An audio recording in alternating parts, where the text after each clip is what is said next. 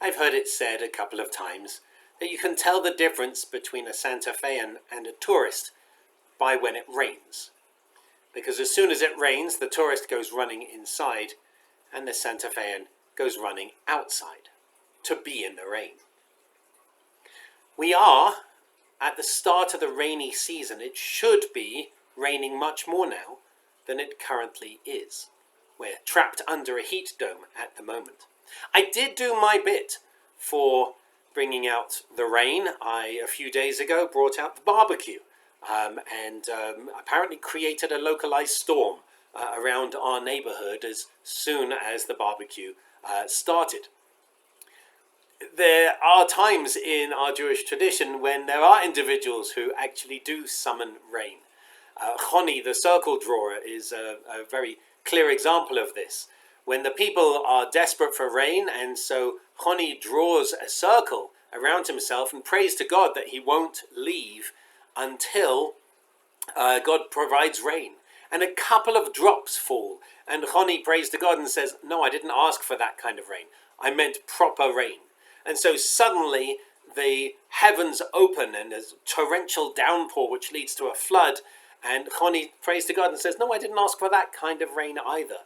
Somewhere in the middle would be nice. I'm reminded of a story I heard years ago of someone who was praying for rain. And their child turns to them and says, "You don't believe your prayer." And the person says, "Of course I believe my prayer." And they said, "If you did believe your prayer, you'd have an umbrella." Praying for rain is a really interesting thing. It's a very strong Jewish tradition because Judaism is such an agricultural religion. So around this time in our services, when it comes to the rainy season, we actually include a prayer in our service at Temple Beth Shalom. It's a prayer that I wrote a number of years ago. It's just a short prayer. And it says, "We give thanks to you, Eternal One, our God, for every single drop which you have caused to fall upon us. Grant abundant water, for you are God who causes the wind to blow and the rain to fall, for a blessing and not for a curse, for life and not for death, for plenty and not for scarcity." And let us say, Amen. I deliberately wrote this prayer in this way, not as a prayer begging for rain, not as a prayer. I'm not Choni the circle drawer. I can't turn around and say, "God, I will not move from this office until you make it rain," or from this barbecue. "I will not move from this barbecue until you make it rain." I don't actually have that power. But what we can do is be like the Santa Fe in my early comment. As soon as it rains, to celebrate the rain. And of course, to use it wisely, to store it, to harvest it, and to be able to use it as much as possible. And so this prayer isn't a prayer in which we can somehow magically conjure up the rain, in which case we probably would need an umbrella with us. Instead, this is a prayer for the rainy season, a prayer during the rainy season, giving thanks for rain when it does fall. And for me, that's a really important difference, liturgically, spiritually, theologically. I don't believe that God responds to things like a shopping list.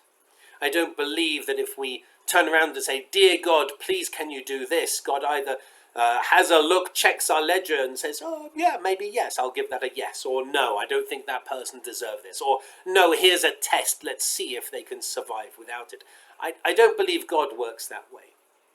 Instead, for me, I experience God in nature, in the whole world, the world around us, in human companionship, company, in life itself, and in the cycles that create life, like the cycles of the rain.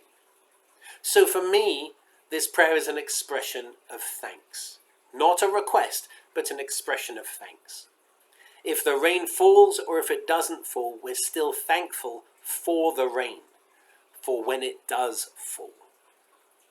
And so we focus in a different way during the rainy season.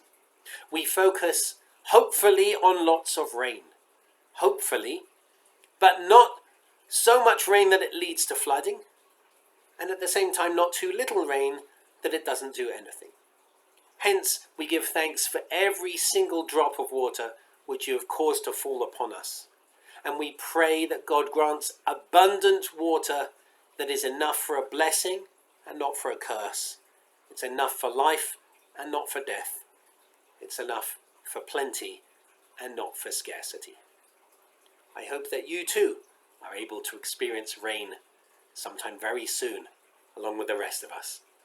And I wish you Shabbat Shalom.